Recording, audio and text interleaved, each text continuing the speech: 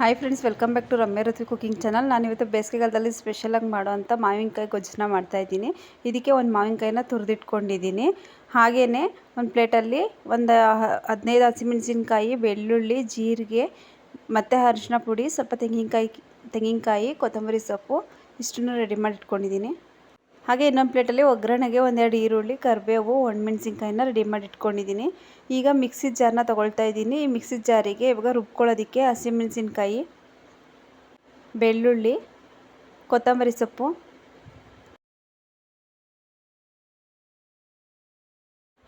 ಅರಿಶಿನ ಪುಡಿ, ತೆಂಗಿನಕಾಯಿ, ಜೀರಿಗೆ,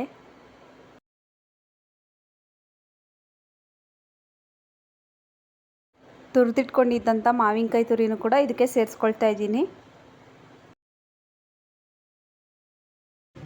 ಹಾಗೆ ಇದಕ್ಕೆ ಸ್ವಲ್ಪ ಉಪ್ಪನ್ನ ಸೇರಿಸಿ ಮಿಕ್ಸಿ ಜಾರ್ಗೆ ಹಾಕ್ಕೊಂಡು ರುಬ್ಕೊಳ್ತಾ ಇದ್ದೀನಿ. ಇವಾಗ ಇದು ಮಸಾಲೆ ರುಬ್ಬಿಟ್ಕೊಳ್ತೀನಿ.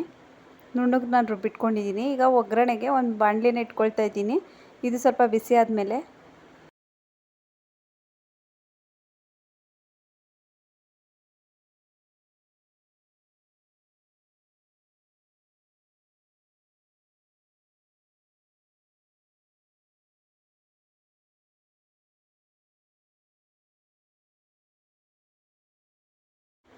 ಎಣ್ಣೆ ಹಾಕ್ಕೊಂಡೆ. ಎಣ್ಣೆ ಕಾಯ್ದಾದ್ಮೇಲೆ ಸ್ವಲ್ಪ ಜೀರಿಗೆ ಹಾಕ್ಕೊಂಡಿದ್ದೀನಿ. ಹಾಗೆ ಸಾಸಿವೆನೂ ಹಾಕ್ಕೊಂಡೆ. ಇವಾಗ ಕಡಲೆಬೇಳೆನೂ ಹಾಕ್ಕೊಂಡಿದ್ದೀನಿ.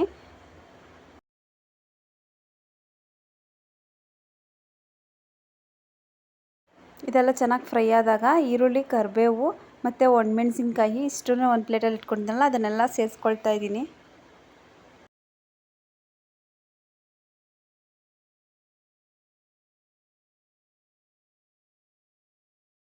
ಇದನ್ನೆಲ್ಲ ಚೆನ್ನಾಗಿ ಫ್ರೈ ಮಾಡ್ಕೊಳ್ತಾ ಇದ್ದೀನಿ.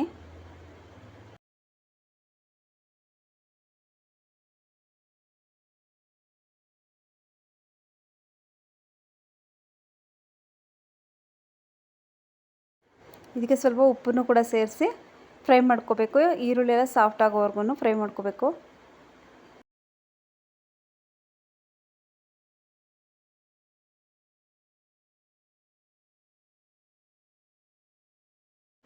ಈರುಳ್ಳಿ ಎಲ್ಲ ಫ್ರೈ ಆದಮೇಲೆ ರುಬ್ಬಿಟ್ಕೊಂಡಿರೋಂಥ ಮಸಾಲೆನ ಇದಕ್ಕೆ ಸೇರಿಸ್ಕೊಳ್ತಾ ಇದ್ದೀನಿ.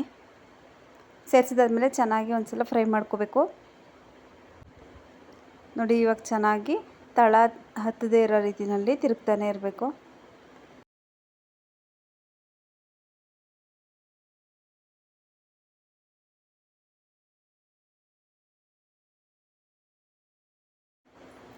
ನೋಡಿ, ಹಾಗೇ ಸ್ವಲ್ಪ ಉರಿ ಸಣ್ಣದಾಗಿಟ್ಟು ಹಾಗೆ ತಿರ್ಗಿಸ್ಕೊಂಡು ಹಾಗೆ ಬೇಯಿಸ್ಕೊಳ್ತಾ ಇದ್ದೀನಿ.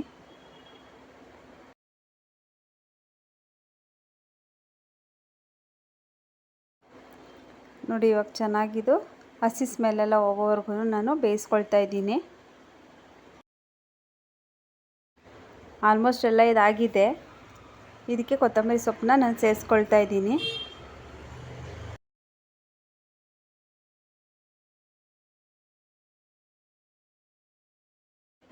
ನೋಡಿ, ನಾನಿವಾಗ ಒಂದು ತಟ್ಟೆಗೆ ಸ್ವಲ್ಪ ಅನ್ನನ ಹಾಕ್ಕೊಂಡು ಗೊಜ್ಜನ್ನು ಕೂಡ ಹಾಕ್ಕೊಳ್ತಾ ಇದ್ದೀನಿ.